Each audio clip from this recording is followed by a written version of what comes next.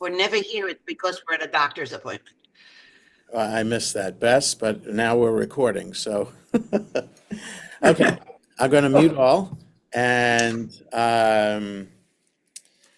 so we left off last time at verse 5 of chapter 7 of Samuel. That's on page 37 in our text. Baruch atah Adonai Eloheinu melech haolam shekidshanu b'mitzvotav v'tzivanu la'asok b'divrei Torah. So let's just, let me just read the first 4 verses in English quickly. And the men of Kiryat Yearim came and fetched up the ark of the Lord and brought it into the house of Avinadav in the hill, and sanctified Eleazar his son to keep the ark of the Lord. And it came to pass from the day that the ark abode in Kiryat Yearim that the time was long, for it was 20 years, and all the house of Israel yearned after the Lord. And Samuel spoke unto the house of Israel, saying, If you do return unto the Lord with all your heart, then put away the foreign gods and the Ashtaroth from among you, and direct your hearts unto the Lord, and serve him only, and he will deliver you out of the hand of the Philistines. Then the children of Israel did put away the Baalim and the Ashtaroth, and serve the Lord only. Okay, so that's where we left off now, verse 5. Again, we're on page 37. Vayomer Shmuel, kivtzu et kol Yisrael hamitzpata, ve'et palel ba'adchem el Adonai. Shmuel said, Gather all of Israel at Mitzpah, and I will pray for you to God. Let me just go to my shelf to get the Eitz Chaim, which has the map of Israel in it, in the back. I just want to see if it has Kiryat Yearim and if it has Mitzpah. Just want to see where these places are. Okay, so there's a map. Yes. So the third map. And I see Ziklag. I see Eglon. I don't see Kiryat Yearim on this map. And I'm looking for Mitzpah. I see Beit El. There's Ekron. Ayalon, Gezer, Ramah. I see Ramah. Ramah is going to come up. There's Mitzpah. Okay. If you have the Eitz Chaim and you have, then look in the back. So after page 1512 are the glossy maps. So on the third map, there in bold print there's Gibeah, and under that is Jerusalem. Directly above Gibeah, between the E and the A of Gibeah, directly above, there's a dot that says Mitzpah. And Ramah is diagonally to the right down from it. But where's, Kiryat Yearim, there it is, just under the G of Gibeah. There's Kiryat Yearim in parentheses, with a dot under the K. Okay, so I just wanted, yes, go ahead. I have the map. The Asimov book is very good with the ancient maps. Okay. And Mizpah and Bethel is south of Bethel and southwest of Bethel and northeast of Kiryat Jearim. But yes, so Mizpah is in the territory of Benjamin. Mitzvah, it looks like it's between Benjamin and Ephraim. Yeah. Okay. And Kiryat Jearim is on the borderline. Yes. Of Dan and Benjamin. Right. But I don't know if it's meaningful. Kiryat Yarim is near the Philistine territory. So I'm looking at the map in the Eitz Chaim, and it helps in that it has five pink squares around cities that are the Philistine cities.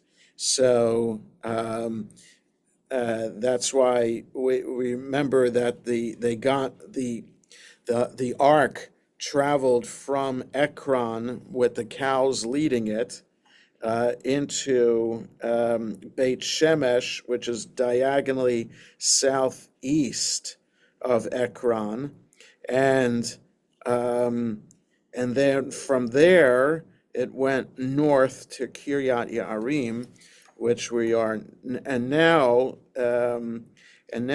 Samuel's asking for people to gather at Mitzpah, which is in the hill country, the Judean hills, of what is now Palestinian territory. Okay, so I just wanted to see it on the map, and if we had the maps there to see what we're talking about here. So Samuel says to gather all the people of Israel at Mitzpah, and I'll pray for you to God. 6, Vayikavtzu hamitzpata, vayishavu ma'im, vayishbechu lifnei Adonai, vayatsumu bayom hahu, vayomru sham, chatanu la'Adonai, vayishpot Shmuel et bnei Yisrael ba'mitzpah. So they gathered at Mitzpah, and they drew water, and they poured it before God, and they fasted on that day, and they said there, we have sinned to God. And Shmuel judged the people of Israel at Mitzpah. Okay, so let's look at the commentary on these two verses. Mitzpah was the meeting place of the National Assembly on two other important occasions, when war was declared on Benjamin at the end of the book of Judges, and when Saul was elected king, which will happen in chapter 10. Two identifications have been suggested. Nebi Samuel, a height about 5 miles north of Jerusalem, and Scopus, that is Mount Scopus, the broad ridge immediately north of Jerusalem, because of the similarity of name, Mitzpah, watchtower, and Scopus, watchman. Some have favored the latter site. So in other words, this editor doesn't know exactly where Mitzpah is, but the editor of the map in the Eitz Chaim seemed pretty sure. There wasn't a question mark after Mitzpah like there was after Kiryat Yearim. I will pray for you. Samuel was both the child of prayer and a man of prayer. In Jeremiah 15 and Psalm 99, Moses and Samuel are cited as men of prevailing prayer. Drew water and poured it. The act was symbolical either of repentance and contrition. The Targum, the Aramaic translation, has they poured out their hearts in repentance like water, or of humility. Rashi comments, our hearts are as humble as this water which is poured out. There is no exact parallel in the Bible. I was going to say, there is no, during the holiday of Sukkot, there is a water libation ceremony, and that it's listed in the book of Numbers for the offerings brought each day of Sukkot, which are slightly different from each other. Like every day is unique amount of animals to bring. Some days you offer. It's common to offer wine as a libation, but on Sukkot water is offered as a libation. So there's no exact parallel in the Bible, nor is it to be related to the ceremony of Nisu Chamayim in the temple, that where the libation was symbolic of rain, right? So that's what I'm talking about. So only on Sukkot was there this water drawing, and it's related to the prayer for rain that's added at the end of the holiday as the as the rainy season, as the summer dry season ends and the rainy season is about to begin, Sukkot celebrates that. It's the harvest festival. And so people are anxious as to whether rain will fall and whether it will fall at the right time. So that's why we have the prayer for rain. Rabbi, Yes, Dov. it's interesting that they're spilling out water, which they're in the Middle East. Water would seem to be very precious. Yes. And so Well, so there's that too. You can add that to that thought. Yeah. So yeah, and but as what is unusual is that of all the times that we've read in Joshua, Judges, and now Samuel, in which people are offering sacrifices of thanksgiving, water hasn't been mentioned as part of that offering. It was usually just animals. Okay, and then judged Samuel, acting as chief magistrate of the state, adjudicated in cases which were brought before him. As the Philistines had time to muster an army and advance on Mitzpah, the assembly must have lasted some time. So this is based on what we're about to read, that the Philistines are going to gather. So let me just read 5 and 6 in the Ancient Israel on page 273. Mitzpah appears as a point of tribal assembly at two significant junctures in the book of Judges. The name means lookout, and in the Hebrew has a definite article. They drew water and spilled it before the Lord. This act is a small puzzle because a water drawing ritual is otherwise known only from the late Second Temple period through Mishnaic sources, and there it is associated with fertility and the fall festival of Sukkot. The context makes clear that in this instance, it must be a rite of penitence or purification. Rashi puts it succinctly: it can only be a symbol of abnegation. That is, behold, we are in your presence like this water spilled forth. Okay, so let's go on. Think we can read to the end of the chapter. Vayishma'u plishtim ki hitkabtsu b'nei Yisrael hamitzpata vaya'alu sarnei plishtim el Yisrael vayishma'u b'nei Yisrael vayir'u mipnei plishtim. So the Philistines heard that the people of Israel gathered at Mitzpah, and the Philistine lords rose up against Israel, and the people of Israel heard, and they were afraid of the Philistines. 8, Vayomru b'nei Yisrael el Shmuel, al tacharesh mimenu, mizok el Adonai Eloheinu, v'yoshienu miyad plishtim. So the people of Israel said to Shmuel, don't stop crying out to God. So that's the best way I have to translate it. Cheresh is a word for a deaf person. So tacharesh in this context, don't quit. Like don't be quiet from the screaming to God. Okay, so in other words, keep on crying out to God, our God, so that he can save us from the hand of the Philistines, right? So cry out so that God will save us from the Philistines. 9, Vayikach Shmuel telei chalav echad, vaya'alehu olah. You see the asterisk there. There should be a vav at the end of the word vaya'alehu, and there isn't. So it's the editors, the Masoretic text understood that word needs to be vaya'alehu. And so they just put the three dot diagonal vowel under the hey, even though that's very unusual, especially without a vav, because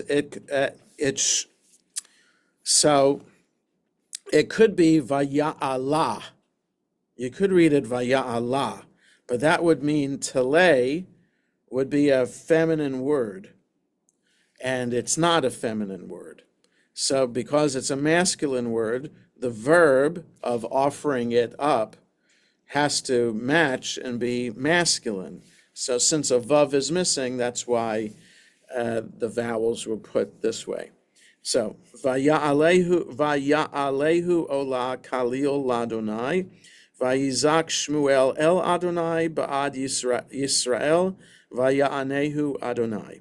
So Shmuel took a suckling lamb, one suckling lamb, and offered it as a burnt offering, complete of a whole burnt offering to God.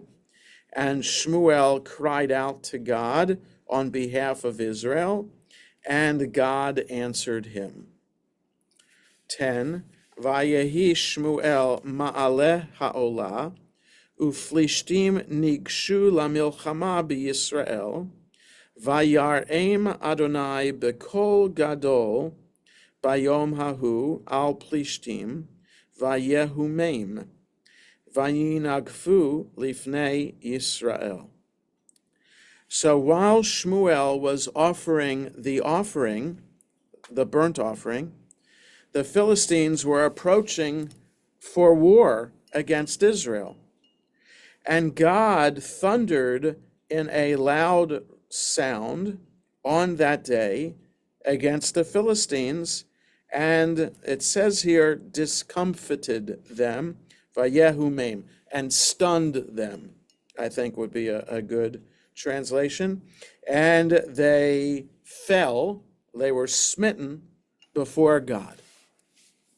Okay, so all Shmuel does is pray and offer a tiny lamb as a sacrifice, and God answers the prayer and this piddly sacrifice by thundering against the Philistines and smiting them. 11. Vayetzu anshe Yisrael min hamitzpah, vayirdefu et plishtim, vayakum ad mitachat levet kar. So the people of Israel went out from Mitzpah and pursued the Philistines and smote them until, he chased after them and killed them until they came under Beit Kar. So if I look at the map, I have to find, there's Mitzpah.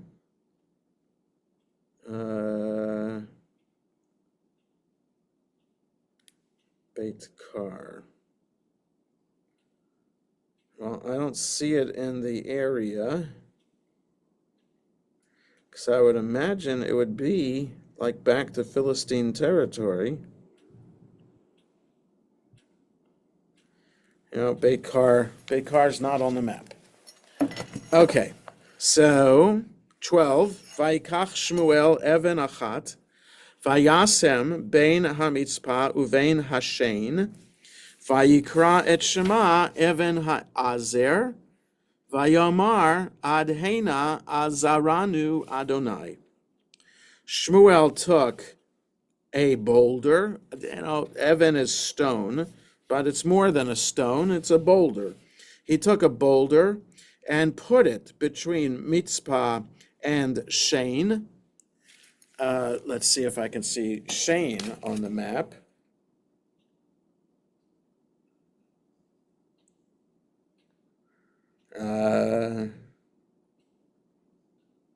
No. I don't see. Could be a cliff. Well, Shane, it's translated as if it's the name of a town. So, okay. With the hay in front? Yes, but see, these towns, yes, Ron. So It has Bein HaMitzpah and HaShain. So it's the as Alter points out, pointed out in his commentary, it had the definite article in front of it, which is unusual in the Hebrew to have the letter Hey in front of a name of a town in this format. So so so that's why I'm ignoring the Hey, because the English translation ignores the Hey. So Shmuel took this one boulder and put it between Mitzpah and Shain, and he called it Even Ha'azer, the helping stone, or the helping boulder. And he said, up until this point, God helped us. 13, up to here, literally up to here, God helped us. 13, Vayikanu haplishtim, velo yasfu od, lavo bigvul Yisrael, vatahi yad Adonai baplishtim kol yemei Shmuel. And the Philistines were subdued, and they didn't gather. They didn't. They came no more. No, the velo yasfu od. I think they didn't gather again in the to come within the boundaries of Israel. And the hand of God was over the Philistines, that is, keeping them at bay, all of the days of Samuel. 14, Vatashovna he'arim, asher lakhu flishtim, me'et Yisrael, le'Yisrael, me'ekron va'ad Gat, ve'et Gevulan, hitzil Yisrael miyad plishtim, Vayihi shalom bein Yisrael uvein ha'emori. And the cities that the Philistines took from Israel were returned to Israel, from Ekron to Gat and their boundaries.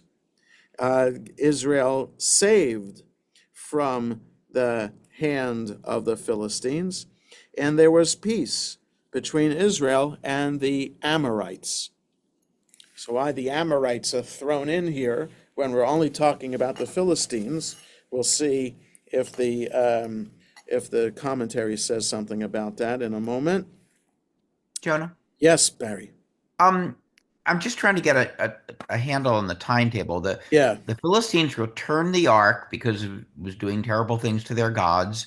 Right. And then there was a period of 20 years where Right. things were relatively peaceful. Yeah, I don't get that 20 years. When in the course of the 20 years is Samuel doing this?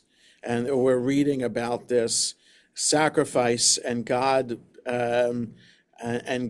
saving the Israelites from the Philistines. Is it the beginning of the 20-year period, or is it the end of the 20-year period? I don't know. Because it almost sounds as if the Israelites had adopted once again, the customs of the religion of Baal and right. and the Philistines. And then it wasn't until Samuel gathered everybody that seems like that may have inspired the Philistines to attack again. Is it? Yes. Well, they saw all of Israel was gathered there. There was an opportunity to do major damage. But again, when in the course of those 20 years did this happen? It's unclear. Okay, so now 15, Vayishpot Shmuel et Yisrael kol yemei chayav. And Shmuel judged Israel all the days of his life. 16, V'halach midei shana b'shana, v'savav Beit El, v'ha-Gilgal, v'ha-Mitzpah, v'shafat et Yisrael et kol ha'mekomot ha'eleh. And he went from year to year and did a loop of Beit El, Gilgal, and Mitzpah, and judged Israel in all of these places. So, Beit El, Mitzpah, I see on the map, and Gilgal. It's not a big loop. If you look if you look at the map, I mean, it's like it looks to be like maybe a 20-mile loop or a 10-mile loop, something like that. So it's not, so how do you judge all of Israel just in that 10-mile loop? All of Israel isn't within that loop.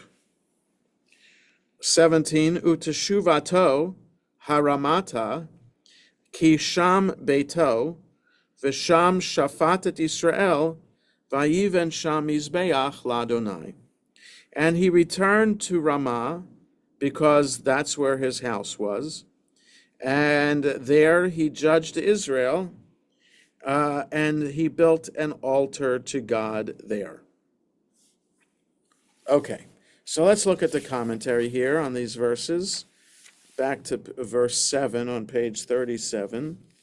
Philistines went up against Israel. For the Philistines, a national assembly of their vassals was an ominous sign of unity, and they advanced against Israel to crush a threatened revolt before it gained strength.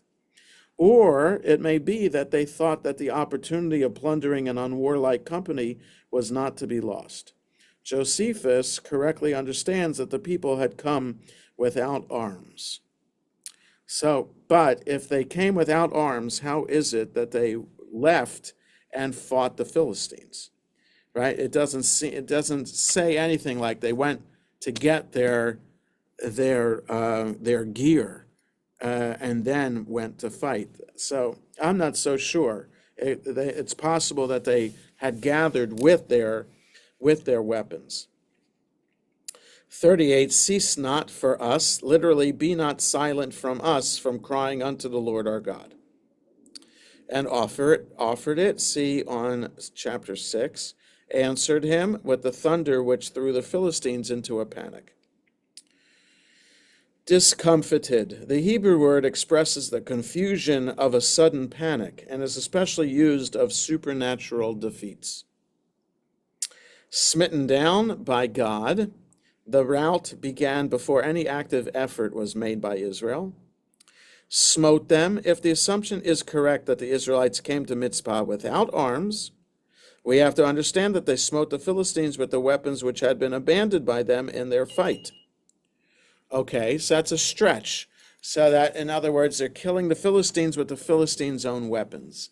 That doesn't make sense to me. Beit Kar, a place nowhere else mentioned. It was apparently on high ground overhanging the road back to Philistia.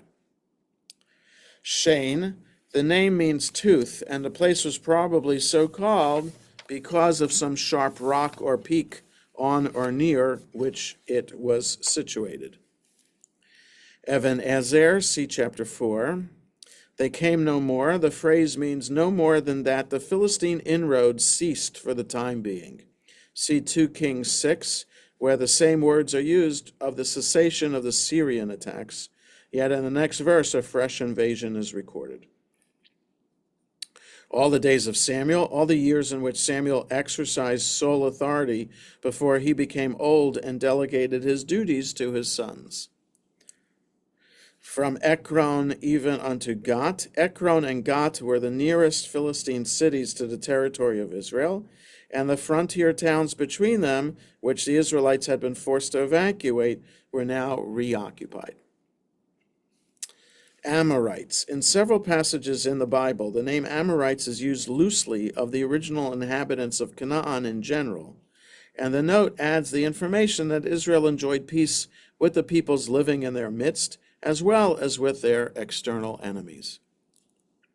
Okay, so I guess that's why it's here.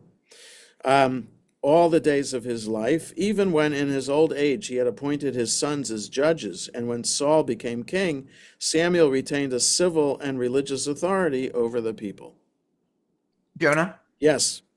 I have an older edition of Samuel here, and it has an interesting thing about the Amorites. It says Kimchi suggests that the Amorites had joined forces with the Philistines in fighting Israel. However, after the Philistines were subdued, they made peace.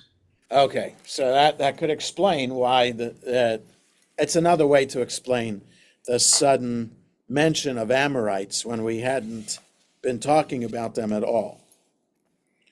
Okay, Beit El, the modern Beitin, 10 miles north of Jerusalem.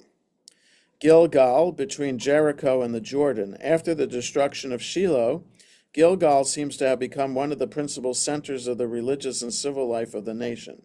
There, Samuel held assizes, the National Assembly was convened, and the army mustered. Its remoteness from the Philistines may have been the reason for its choice. And then 17 on page 40. Everybody know what assizes are? I don't. It's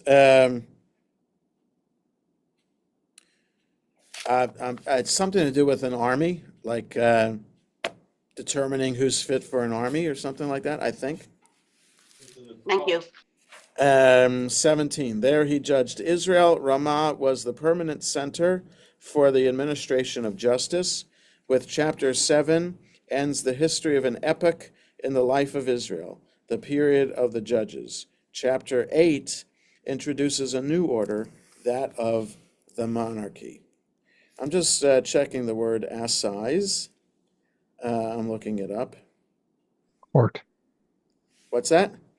I think it's a court. A court which formerly sat at intervals in each county of England and Wales to administer the civil and criminal law. That's 5 points to Ron. yes, New Oxford Dictionary. Okay, so it's so he would sit in judgment there. Okay. Okay. Let's look at altar on these verses. On 273, the Philistines heard that the Israelites had assembled. Either the Philistines assumed that the assembly was a mustering of the tribes for war, which might not have been far off the mark, compare the assembly at Mitzpah at the end of Judges 10, or they decided to seize the opportunity of the gathering of Israel for cultic purposes in order to attack the assembled tribes. One suckling lamb, the Hebrew is literally milk lamb.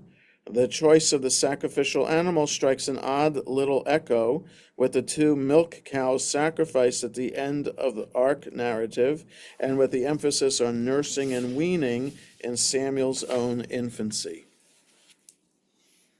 The Lord thundered and panicked them. The key terms restate a recurrent pattern in 1 Samuel. God's hand, or God's voice, the thunder, comes down on the enemy, and the enemy is smitten with panic.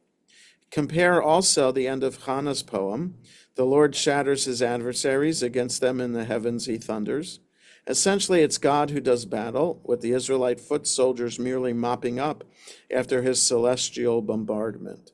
This Deuteronomistic view will fade from the Saul and David narratives. Shame. If the Masoretic text is correct, the Septuagint reflects a different place name. This name means cliff, and like Mitzpah, it is preceded by a definite article. Even Ezer, the name means stone of help, with help bearing a particularly martial implication. This place may not be the same as the one where the ark was captured. In any case, the recurring name is meant to signify the righting of all old wrongs. As far as here, the Hebrew phrase could be either temporal, up until now, or spatial, but the placing of a stone as a marker makes the latter more likely. As far as this point, the Lord granted us victory. The hand of the Lord was against the Philistines all the days of Samuel. Since under Saul's kingship the Philistines remained a dominant military power, all the days of Samuel could refer only to the period of Samuel's actual leadership. In any case, there are later indications that even under Samuel, the Philistines remained powerful. Peace between Israel and the Amorite. This seemingly incongruous notice actually throws light, as Shmuel Avramsky has proposed, on Israel's military political situation. The Amorites, a designation often used loosely by the biblical writers for the indigenous Canaanite peoples, had also been dominated by the Philistine invaders, and Israel's success against the Philistines may have been facilitated by an alliance or at least a non-aggression pact with the Amorites. and Samuel judged Israel. The precise nature of his leadership is left ambiguous, as befits this transitional figure in Israel's political evolution. Some of the judging may actually be performance of a judicial function, as the next verse indicates that Samuel operated as a kind of circuit judge, though he may well have carried out cultic or priestly duties as well. The towns at which he stopped are all cultic sites. He's also judge in the sense of chieftain or political leader, though he plays this role not as a warrior according to the model of the book of Judges, but as exhorter and intercessor. He is also, as we shall see in the Saul story, a seer and a reprover prophet. So he fills, Alter is saying, a variety of roles as leader of the people. From year to year, this locution for iterative annual peregrination takes us back to Hannah and Elkanah at the very beginning of the Samuel story. His point of return was Ramah. The Hebrew says literally his return was Ramah. This is evidently the same place as Ramathaim Tzophim, where his parents lived. Samuel's circuit is an uneven ellipsis, roughly 20 miles across in the northern part of the territory of Benjamin, Saul's tribe, and the southern part of the territory of Ephraim in north-central Israel. It's far from encompassing all the tribal territories. Yeah. Okay. Let's continue with chapter 8. Vayehi ka'asher zaken Shmuel, vayasem et banav shoftim leYisrael. And when Samuel grew old, he made his sons judges in Israel. Now, it's fascinating to me that we don't know who these sons are before this, and we don't know that he got married. So that might not be so unusual, but there are stories of other judges and leaders getting married, and the stories about the birth of children. So here, the narrative didn't care to tell us that he got married and had kids. All it cares to tell us is when those children became important. And that's at this point when Samuel's growing old and that they need to take over. Okay, 2. Vayehi Shem beno habachor Yoel, v'shem mishnehu Aviyah, shoftim beve'er Shava. So the name of his oldest son was Yoel, and the name of the second one is Aviyah. They were judges in Be'er Sheva. So compared to the map, so he's in Mitzpah or Ramah, and that's in the Ephraim territory, and Beersheba is all the way down. I'm just looking, why isn't it there it is. It's not like a major town. It's next to the letter U of the sideways written Judah in that third map there. So that's a long way off from where all the action was just now. Rabbi, Yes, go ahead, Dov. where is the ark? Where does the ark reside at this point? In Ashdod? No, it's in Kiryat Ye'arim. Oh, no, it's in, they moved it to, we just had it, to this guy's house. They moved it to, it was in, it was in came to pass from the day that the ark abode in Kiryat Ye'arim. Yeah, Okay. it was in the house of Avinadav, and Eleazar is sanctified to watch it, and it's in Kiryat Ye'arim. Yeah. So, Yeah. yeah, all right. So I'm just wondering, Yeah. does Samuel, rely on the Ark of the Covenant in any way as a draw No, on all this his? stuff. The ark is in Kiryat Yearim, and he's in Mitzpah offering the sacrifice, and yeah, so it's not, the action isn't happening around the ark. That's interesting. It is. It is. Yeah.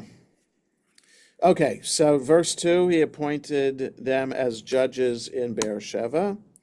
3, Velo halchu banav bidrachav, vayitu acharei habatza, vayikhu shochad, vayatu mishpat. So his sons did not follow his way, like they weren't as, in other words, they weren't as ethical and moral as he was. They turned aside for, in other words, they turned towards, well, it says here, lucre, and they took bribes and they perverted justice. Okay, so let's look at the commentary here on these 3 sentences. Samuel was old. According to traditional Jewish chronology, Samuel died at the age of 52. As Saul is supposed to have reigned for 2 years, and some time must be allowed for the misgovernment of Samuel's sons to have made itself felt, Samuel was under 50 when he appointed his sons as judges, yet he is described as an old man.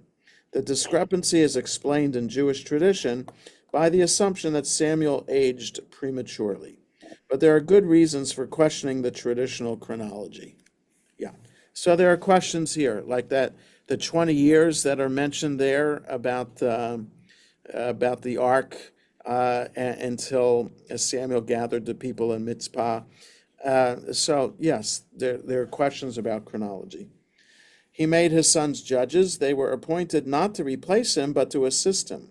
This is clear from the fact that they held their court in Beersheba, far in the south, and not in the cities in which Samuel had held his assizes.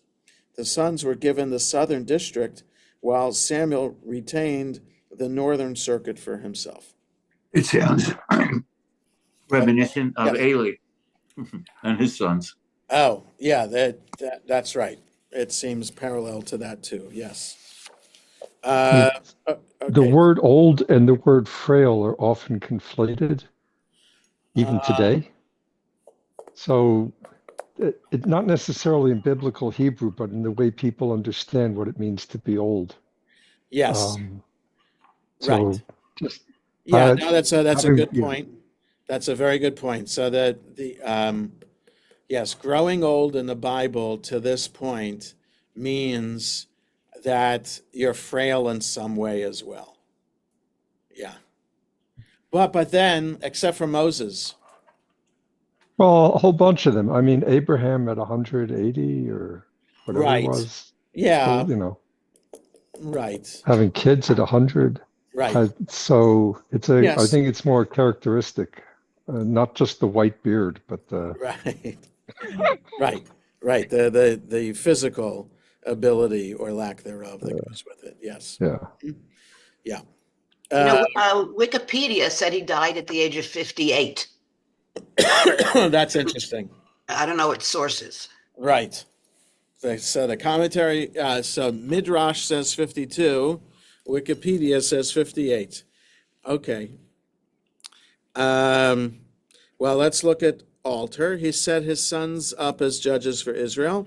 It's a signal expression of the ambiguity of Samuel's role as leader, that he oversteps his mandate as judge by attempting to inaugurate a kind of dynastic arrangement. The 2 sons who betray their trust of office are a nice parallel to Eli's 2 corrupt sons, who essentially were displaced by Samuel. Judges in Beersheba, it's a little puzzling that Samuel should send both his sons from north-central Israel to this city in the south. Josephus evidently was familiar with a tradition in which one son was sent to Bethel in the north and the other to Beersheba, a more plausible deployment. Bent on gain, twisted justice. The 2 verbs are different conjugations of the same root, nun, taf, hey, nun tet he, which means to bend off from the straight and narrow. Okay, we can read a little bit more. Let's see, we have time to do 4 to 9. Vayit kabtsu kol ziknei Yisrael, vayavau el Shmuel haramata. So all the elders of Israel gathered and came to Shmuel at Ramah. 5. Vayomru elav hine ata zakanta, uvanecha lo halchu bidrachecha, ata sima lanu melech leshoftenu kechol hagoyim. They said to him, "You have become old, and your sons have not followed in your path. Now put for us a king to judge us like all the nations." So this has never been offered before, right? Nobody comes up with this idea before of having a king. So it's just interesting where they get this idea from and why now. 6, why not just say, do something about your sons or appoint different judges? Why are they saying appoint a king? 6, Vayera hadavar be'enei Shmuel ka'asher amru tana lanu melech leshoftenu vayitpalel Shmuel el Adonai. The matter didn't sit right. It was bad in the eyes of Samuel, as they said, to give us a king to judge us. And Samuel prayed to God. Vayomer Adonai el Shmuel, Shma b'kol ha'am, l'chol asher yomru elecha, ki lo otcha ma'asu, ki oti ma'asu mimloch alehem. God said to Samuel, listen to the voice of the people, to everything that they're saying to you, because they're not rejecting you. They have rejected me from ruling over them. 8, Kechol hama'asim asher asu, miyom ha'aloti otam mitzrayim ve'ad hayom hazeh, vaya'azvuni v'ya'avdu Elohim acherim, kain hema osim gam lach. All the things that they did from the day that I brought them out of Egypt until this day, and they abandoned me, and they worshipped other gods, so they are doing to you. Ve'ata shema bekolam, ach ki ha'ed ta'id bahem, vehigadeta lahem mishpat hamelech, asher yimloch alehem. Now listen to their voice, but testify before them and say to them the law of the king, that is, how the king's supposed to function, that the king, how the king will rule over you, or over them. Okay, so let's look at the commentary here, bottom of 40. 2 reasons are given for the people's request: the maladministration of justice by Samuel's sons, and the need for a leader in war, which is, we'll see in verse 20. The reasons are not unconnected. There had probably been felt for many years a vague feeling that the old political order of a loose association of 12 tribes was quite inadequate to meet the threat to Israel's existence which the Philistines presented, and that some closer unity which loyalty to a monarch might achieve was needed. But this feeling grew articulate only when it became clear that the alternative to a monarchy was the corrupt administration of Samuel's sons. 2 Samuel. It's a tribute to Samuel and the authority which he exercised that even in his old age, and when a request so obviously unpalatable to him was to be made, the people turned to him for guidance. Make us. The same word is translated set, that is, appoint, in the corresponding passage in Deuteronomy 17.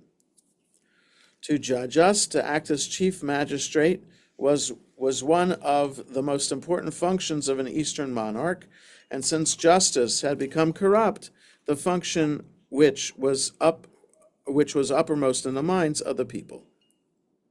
The thing displeased Samuel. The immediate cause of Samuel's displeasure was a personal one. It was the natural reaction of a man who, after a lifetime of devoted service, was asked to resign his position and at the same time bluntly told that his sons were unworthy to succeed him.